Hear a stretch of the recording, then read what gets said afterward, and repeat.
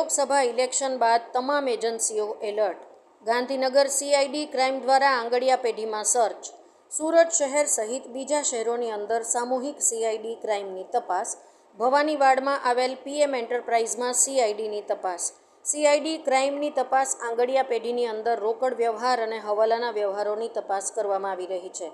અલગ અલગ શહેરોની અંદર કોર્સ ટીમો મોકલી તપાસ શરૂ કરવામાં આવી.